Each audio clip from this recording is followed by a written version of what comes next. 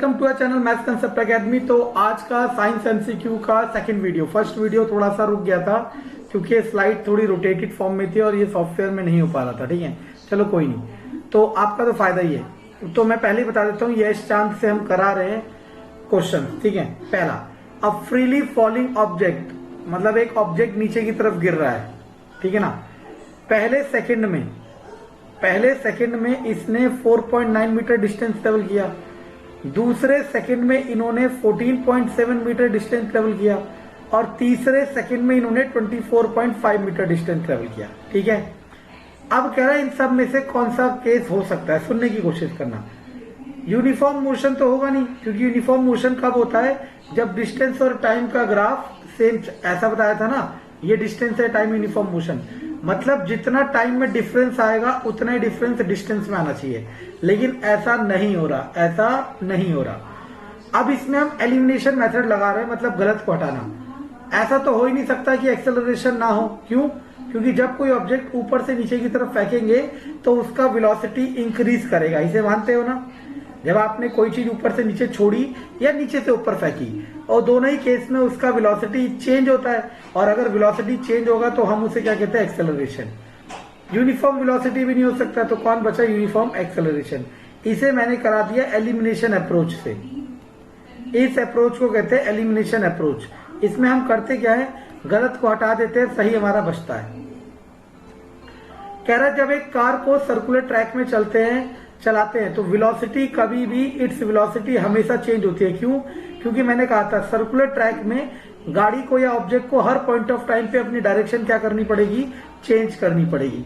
तो लिखा हुआ है ऑप्शन नंबर बी।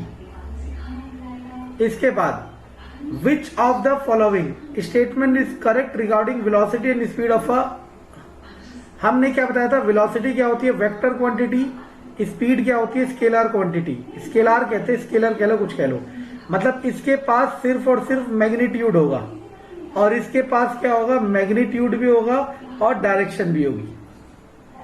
अब पढ़ते हैं option A, velocity of a moving body is always higher than speed. ऐसा तो कुछ भी नहीं होता। Speed of a moving body is always higher than velocity, always तो नहीं होता, कभी कभी इक्वल भी होता है। क्यों? क्योंकि स्पीड किससे आ रहा है, डिस्टेंस से, और वेलोसिटी किससे आ रहा है, डिस्प्लेसमेंट से। और कभी कभी ऐसा हो सकता है कि दोनों इक्वल हो जाएं। कौन इक्वल हो जाए, डिस्टेंस और displacement. Speed of a moving body and is its velocity in the given direction. वो कह रहा है किसी भी ऑब्जेक्ट का जो स्पीड होगा, स्पीड वो वेलोसिटी और डायरेक्शन, ऐसा नहीं है, लेकिन वेलोसिटी जो होती है वो होती है स्पीड और डायरेक्शन। हम कह सकते हैं कि वेलोसिटी बराबर स्पीड प्लस डायरेक्शन। क्यों?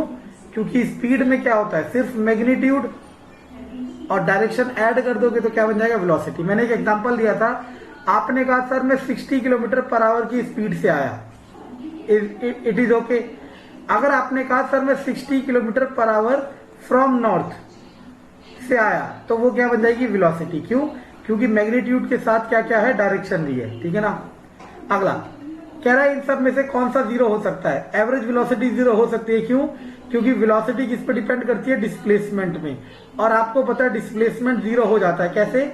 आपने यहां से स्टार्ट किया, यहां गए, फिर वापस यहीं आ गए, तो अब आपका डिस्प्लेसमेंट कितना हो जाएगा, जीरो। तो वेलोसिटी भी जीरो।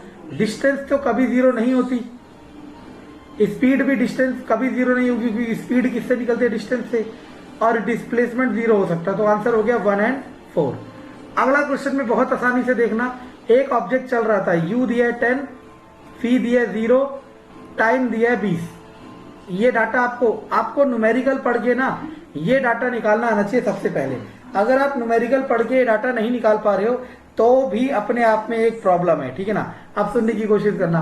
तो इसके बाद हो जाएगा, ए का फॉर्मूला होता है v minus u by t. V कितना है 0, यू कितना है 10, टी कितना है 20, तो यानी कि माइनस का 0.5।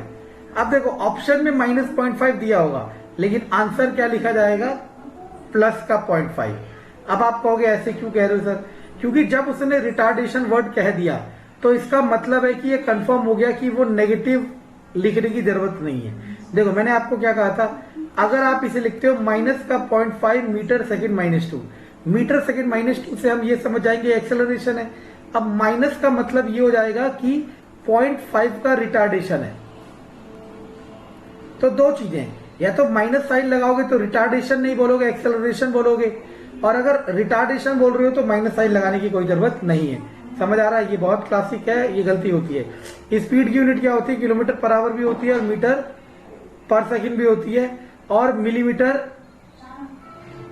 सेकंड इनवर्स भी हो सकता है, क्योंकि स्पीड का फॉर्मूला क्या होता है? Distance upon time. Distance millimetre में हो जाएगा और टाइम सेकंड में, लेकिन सेकंड अपॉन मीटर नहीं हो सकता। तो आंसर क्या हो जाएगा? ये B is the answer. One of the following is not a vector quantity. अब कह रहा है कि इन सब में से कौन सा वेक्टर क्वांटिटी नहीं है? आंख बंद करके स्पीड, अभी ऊपर बता चुका हूं, कहां गया हो, कहीं तो बताया था, ये रहा। स्पीड स्केलर क्वांटिटी होती है, ठीक है ना।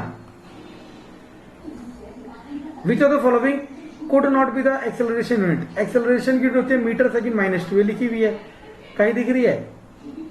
ये हो सकती है, मीटर की जगह सेंटीमीटर हो सकता है, ये हो सकती है, मीटर की जगह किलोमीटर हो सकता है, ये हो सकती है, लेकिन ये नहीं हो सकती। तो आंसर क्या हो जाएगा? सी, ठीक है ना। तो आई होप आपको कंटेंट अच्छा लगा होगा। इसी तरीके के कंटेंट पाने के लिए वीडियो को चैनल को सब्सक्राइब करें, वीडियो को लाइक करें और शेयर